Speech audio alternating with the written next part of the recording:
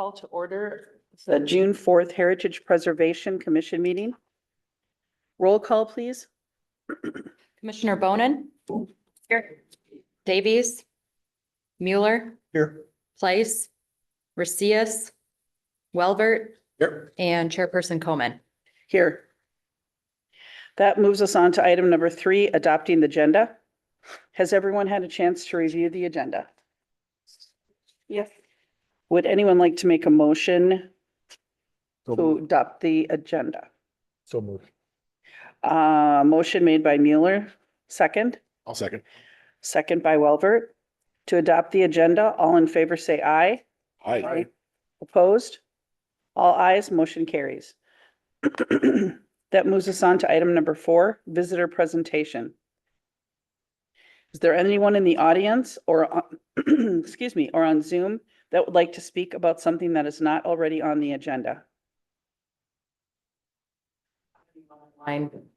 So Now we will move on to item number 5, approving the previous HPC minutes.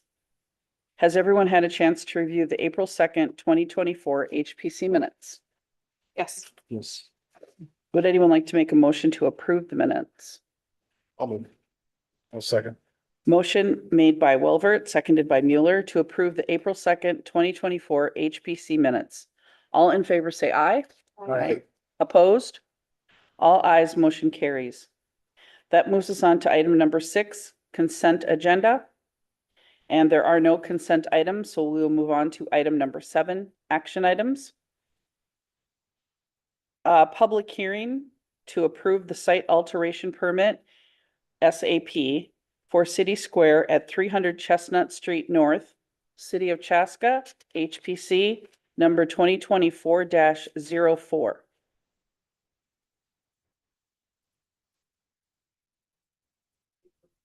Chair Coleman and HPC members. We have a site alteration permit in front of us this evening for the property known as City Square, which has an address of 300 Chestnut Street North. This is a project that is being applied for and pursued by the City of Chaska. So the site in question is highlighted in blue on this aerial map exhibit. The site is located in downtown Chaska, so south of County Road 61 and on the east side of Highway 41, directly abuts Highway 41, which is also known as Chestnut Street. Oops. So the historic significance of the site, so the reason why the HPC is seeing this in front of them is due to the fact that it does have local and national designation. The property itself dates way back to even prior to when the city was officially considered a city, but it was surveyed and officially platted in the year of 1856. At that time, there was always intentions that this block would be a common public area. In 1980 is when the national designation was applied to the site in the form of the Walnut Street Historic District.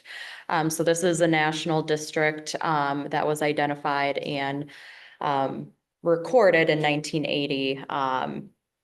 That included several properties along Walnut Street and on 2nd Street East, which also included City Square. The identification or nomination form included the following significant pieces as a part of the nomination, which included 3 Native American burial mounds as significant archaeological resources within the site. It was identified by diagonal paths that crossed each other, leading from the corners of the block into a wood gazebo in the center. Concrete sidewalks surrounding the square, which are heavily planted. And then the square itself would be considered contributing to the historic district.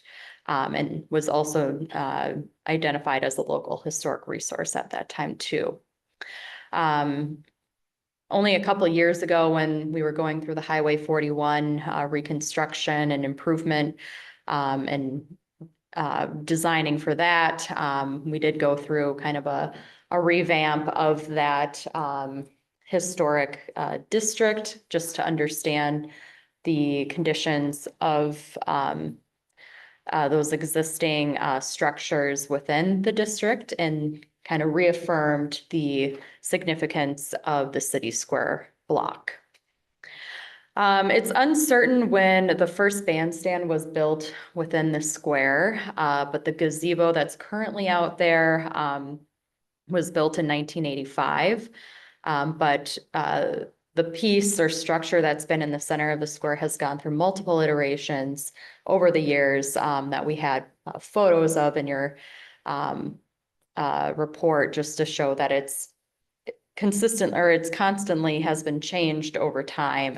And that piece of it has not necessarily been original to the square itself.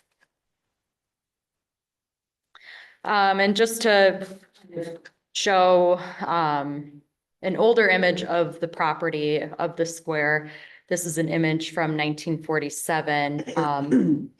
I want to say it's looking northeast.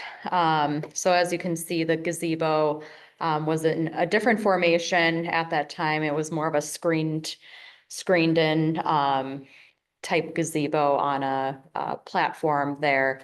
But also want to show kind of what the configuration of the walkways were as well. Just noting that the brick pavers that are currently out there today were not part of the original configuration of the square. So just a reference point as we go through our analysis of the site alteration permit and what's being proposed. Just a couple exhibits that I wanted to share. The left-hand exhibit shows in purple the configuration of the Walnut Street Historic District. So it's not just a simple kind of corridor. It starts at 5th Street and goes south along Walnut Street, encompassing the properties that directly abut the east and west sides of Walnut Street, and then down to 2nd Street East, which encompasses the buildings on the north and south sides of that street there. So there are a number of properties within this district, and it includes the city square. And then the right-hand image shows kind of an aerial view of the existing conditions of the square, just showing kind of those cross diagonal pathways that connect each corner of the block. The gazebo is centered in the site, and then there's kind of an inner ring that surrounds the gazebo as well. And then also want to note the location of those 3 mounds that I noted before. So there are 3 mounds that have been identified within City Square site. So there's one kind of on the east side, one kind of on the southeast portion of the site, and then an additional one on the southwest. Studies have shown or have stated that there was potential that there were a total of 6 mounds out there at one time. But the 3 other mounds have not been found within the site, but that is the presumption just based on past practice. So just in terms of some background and what really applies out here, not just from the city side of things, but also kind of these other overarching entities and agencies out there due to the presence of the mounds. It is classified as a cemetery or a burial ground, and therefore Minnesota state statute pertaining to cemeteries applies to this area. It is considered a felony if there's disturbance to a noted or identified burial ground, and a gross misdemeanor to remove any monument, structure, fence, railing, tree, shrub, or plant without consent of the appropriate authority. So in this instance, the appropriate authority would be MIAC, or what is known as Minnesota Indian Affairs Council. They have the authority over those mounds, being that it is a burial ground. So they have been involved in this process as we've been pursuing the changes that we're gonna lay out later on here. And will also be something that the city follows up on and continues to coordinate with their agency as we move forward from this review tonight. Also want to note that back in 2018, a lawsuit was finalized between the city regarding the gazebo and portions of the square area not being ADA accessible. So it was determined at that time that the city would have to make the square, such as the gazebo and the walkways within the square, to be ADA accessible as kind of a part of that agreement or lawsuit settling. That is why the pieces that are being changed or pursued tonight is a part of the overall request. So back in April of 2023 is when we first had a discussion on the potential changes to the city square. So we did hold a joint work session with both the council, HPC, and the Park Commission to review some of the work that was being looked at for the park. And then following that, in June, we had a virtual meeting with kind of all of the appropriate agencies and authorities over City Square and the burial grounds. So we had that with MIAC, SHPO, OSA, which is Minnesota's Office of the State Archaeologist, and then with TIPOs, which are the elected tribal preservation officers, to talk with the city and talk about the square and some of the potential changes to occur. So we did get direction from the agencies and authorities during that time, and they provided some feedback to limit the extent of the rehabilitation work as much as possible, and only work within the confines of what's already been disturbed. So any additional areas being looked at for changes or whatever were not supported, were not encouraged, or again, supported by the appropriate authorities.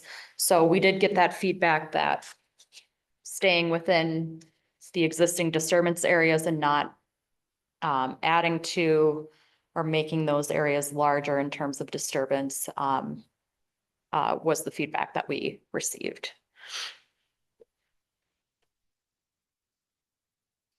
So tonight's request, again, is for a site alteration permit. This includes the construction of a wooden ramp that would also include a railing.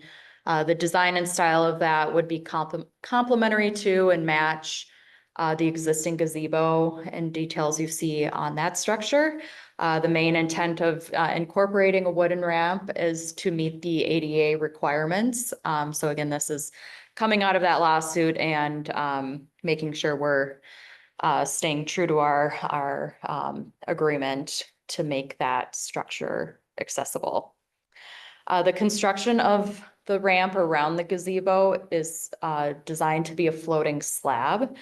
So it does not require ground disturbance to be able to construct that. And that, again, was very intentional so that we are not adding to additional ground disturbance to the site, to the burial grounds. The brick pavers that are out there today are going to be removed and replaced with concrete sidewalks. This was another piece that was intentional to meet ADA requirements. You have to provide even walking pathways for to meet ADA. So How the city's doing that or proposing to do that is the pavers will be removed carefully, and the existing soil and any base material that is kind of attached to those pavers will be basically cleaned off and kept on site so that we're not taking away any existing material from the site that is natural to that site. And then again, it will be replaced with concrete, and it will stay within the profile in the subsurface area that is currently there. So it's not going to require any additional subsurface work to be able to put those concrete sidewalks in. I also want to note that brick pavers, removing and replacing with brick pavers requires more subsurface work. So that was just not one that was encouraged from the feedback that was received. And also it's not ADA compliant either because of uneven surfacing.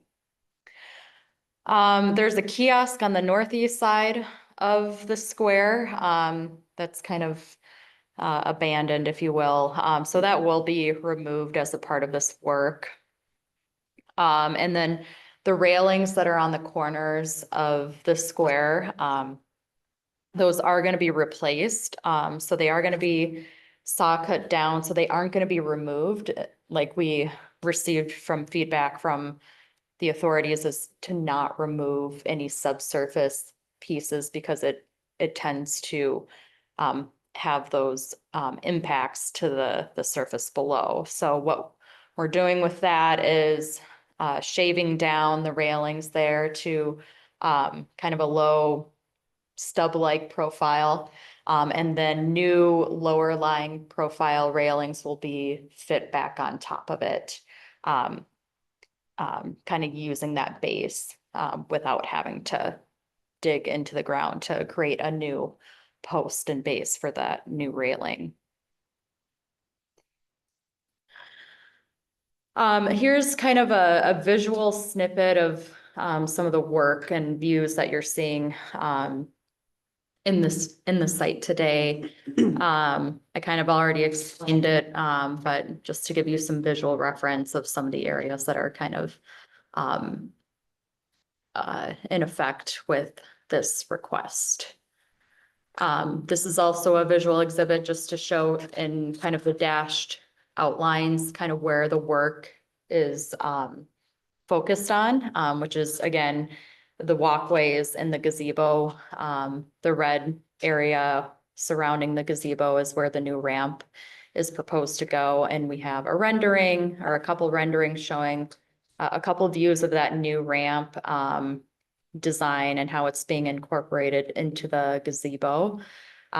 So again, the style of it would match basically the existing style of the gazebo out there today. And that would kind of wrap around the back side, and the staircase kind of on the front will still be maintained as a part of that work.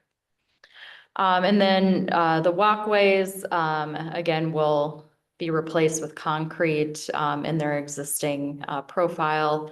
There's a couple areas that are hatched out kind of more in this crosshatch that I'm highlighting with my cursor that would be completely removed from the walkway system altogether and restored back to sod or turf grass, sorry, to help kind of lessen the amount of pavement out there. But the walkways would still ensure accessibility where needed. So when we review site alteration permits, we are really looking at the city's heritage preservation ordinance, which refers to the Secretary of Interior standards for treatment of historic properties. I did note 5 different standards within the report, but I'm really just going to focus on 2 of them within this presentation and how it's relevant to kind of the request this evening. So standard B refers to the general compatibility of the architectural style, arrangement, texture, color, arrangement of color and materials used on existing and proposed structures with the character of the historic resource and its site or the historic district. So the alterations that are being done are intentional to complement and be sensitive to the historic context and the archaeological resources out there. As I mentioned, the concrete pavers would replace the brick pavers for a multitude of reasons. One being to provide more efficient maintenance. Concrete pathways are easier to maintain from a public works perspective in terms of plowing. And if something gets broken or one of the concrete panels gets broken, it's easier to replace. Secondly, the concrete pathway would meet ADA requirements. And thirdly, this is an option that would not require more ground disturbance than existing. And then just want to note that the brick pavers are not original to the site, although they were done to provide more of a complementary, be more complementary to the historic context. It's not an original component of the site, and replacement of these brick pavers would not meet ADA requirements, and it would require more ground disturbance, which would be contrary to the feedback that we've been getting from the appropriate authorities. And then, as I noted, some of the walkway areas will be reduced and restored to turf grass. And then the wooden ramp that's proposed around the gazebo and the railing with it will match the material and the color of the existing. And it will be a floating style, so it will not require ground disturbance. And then regarding standard D8, this refers to archaeological resources will be protected and preserved in place. If such resources must be disturbed, mitigation measures will be undertaken. So the work being done allows for the archaeological resources to be protected and preserved in place. Changes proposed will lessen or maintain the existing ground disturbance. There was also a note about tree removals, because as mentioned before in state statute, the removal of trees should be avoided because of the ground disturbance that comes with that. However, if there are hazards identified, then there are ways to remove it by cutting down the stump to be flush with the ground as much as possible, and then doing minimal to almost no stump removal as a part of that. So trying to shave it down so that it's flush with the ground so that it's not a tripping hazard, but avoiding the complete upgrade removal of the tree. And then, as I noted before, the brick pavers that are going to be removed from the walkways and then ultimately replaced will be done so in a very careful manner. And any soil and ground disturbance or ground substance that are on the brick pavers will be left on site to the best ability possible. So with that, we are asking you to make a motion this evening to approve the site alteration permit for the City Square rehabilitation based on the conditions listed in the staff report. I also want to note that we will do continued coordination with the appropriate authorities, such as MIAC, SHPO. Will they be on site when it's happening? More than likely, Yeah. yeah. That's typically, I think, how it's done.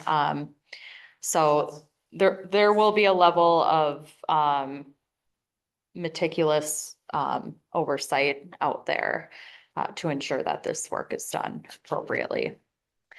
And then lastly, just want to note that this is a public hearing. So we'll have to open and close that regarding this permit. Happy to answer any questions, though. Thank you. When you say historic context for the, what's the reference point? You kind of showed a couple different views of the gazebo, so what? Is it mostly maintained? Does it look a little bit better? Outside of the ramp. Yeah, I mean, since it's gone through different variations, it's really hard for us to point to one versus the other of like what is, you know, the most historically accurate. And we've also have confirmation even from SHPO that the gazebo is not kind of that historic or doesn't add to that historic designation necessarily, even though it's mentioned in the nomination form. But So the land is, And yes, but yes. but that is not. Yeah, it's, I guess I should say it's a little wishy-washy, because it is mentioned in the form, but because of when it was constructed, it's not considered historic. However, when we're dealing with a historic site and we're dealing with a structure, it still has to go through kind of the necessary review and whatnot. I'm not sure if I answered your question, really. Well, yeah, it just sounds like the structure itself, there isn't really a reference point because it's not a historic structure. Right. Yeah. So is it just gonna be like beautified? Just made a little bit? Yeah, I think kind of the general maintenance will happen to it. I mean, this is kind of the structure we're dealing with right now because it's been in existence since 1985. So really, we're just trying to maintain that piece as it kind of sits today and the design that it has today. Yeah. Amp will probably cover up a lot of the stuff that around the edges. Yeah, that looks rough, yeah. Yep, it will help with When that. is it proposed to start? Well, I think that's still TBD right now because we do have to work with the appropriate authorities and get their approval on work. At this point, I'm not sure when that's going to happen. Because we understand they have a lot of different areas that they oversee. And so trying to coordinate with them can be difficult because they are overwhelmed by so many projects and areas of within the state of Minnesota. But I do think there's still intention, hopefully, to try to do that this summer. If everything kind of lines up and gets the approvals. So TBD right now. Timeline in here says August through the end of October. Yeah, that's what I was just gonna Three- say. Yeah, well. 3 months. Yeah. Thank you. That is that's the goal right now. Yep, and I think we can get there, but I just want to put the caveat out there that we need and we want to get those appropriate approvals before that work is done. How many trees are anticipated to be cut down? I think right now, 0. Oh, okay, good. But I mean, that's always a constant thing that we're looking at. So yeah, as of right now, I want to say it's 0, because again, we're trying to avoid that at all costs unless there's like a truly safety hazard being determined out there. But again, that's, I think, another one where we do have to coordinate that work with the authorities, the appropriate authorities. What are the majority of trees? Are there quite a few ash or? Wonder if. I don't know offhand, to be honest. Yeah, and I don't know if a true survey was done out there. I mean, obviously our Public Works Director and another person in Public Works certified our ash tree or that. Yeah. Obviously, Obviously, did. active, Correct. Yes, yes, yep. I was only asking because what you explained as the solution sounded like a hazard still. If you were to cut it down and like put something on top of it, it just still sounded like some kid's gonna run across the lawn and run Yeah, it. I want to say that it's still been thoughtfully thought out in terms of what the outcome is for that. It's obviously a balancing act of, Sure. you know, getting rid of kind of the main hazard, but how do you mitigate it so it doesn't become another hazard in itself, while also trying to meet the requirements Sure. of the statute and authority feedback, so. Yeah, I think they're gonna do their best to make sure it's not an ongoing hazard. Get the precision stump removal things to get in there. Right, yeah. I'm sure there's other cases where that's had to be, Yes, so Yep. maybe not in Chaska, but other places, Right. where yep, we it's can learn from what they definitely, do. Yeah. It may be a technicality, but I noticed that under the request on walkways, brick pavers will be removed and replaced with concrete sidewalks. And then when we get into regarding standard B, it talks about concrete pavers. Mm. They wouldn't be, it'd be poured concrete, wouldn't it? The sidewalks, if you want to have them really be ADA, Mhm, they're poured and then they're scored. yeah. Typically, Yep. again, I probably can't explain or answer maybe truly to how they plan to do that work. Yeah, I'm pretty sure with those curves, they're not going to be. Yeah. Reconstructing concrete pavers. Right, yep. It'll be poured and reinforced and then it'll be scored to look like Mhm, there's some breakup in it. yep.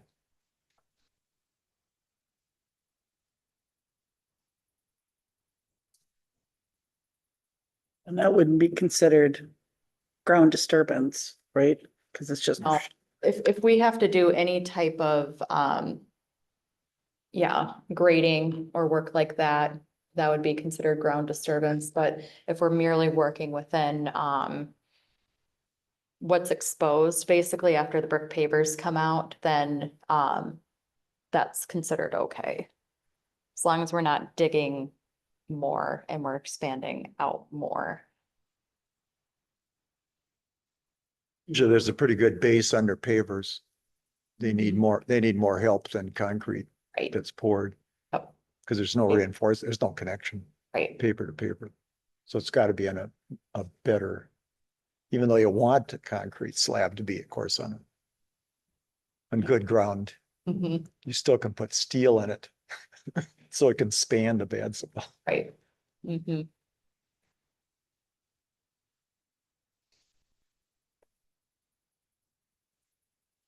this is a public hearing, so at this time I will open up at 7:33 and let anyone who is in the audience or on Zoom ask any questions. We don't have anyone in the audience and we have no one online, so. Okay. So at this time, I will close the public hearing at 7:33. And is there a discussion, any more discussion from the commissioners?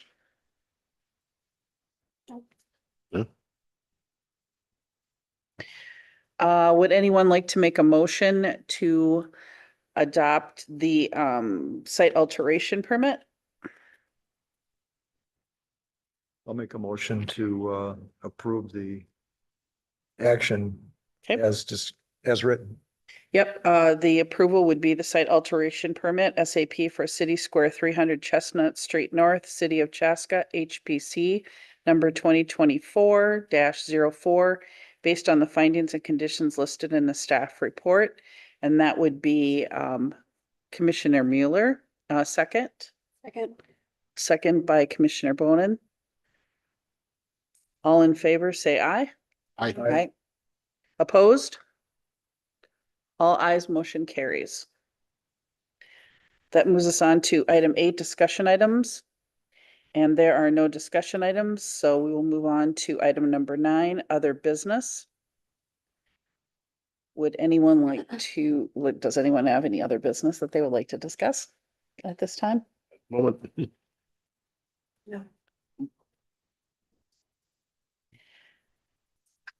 Would anyone like to make a motion to adjourn? I'll make that motion. No, second.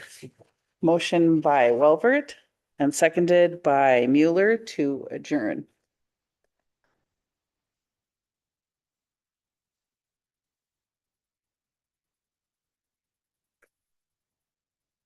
All right,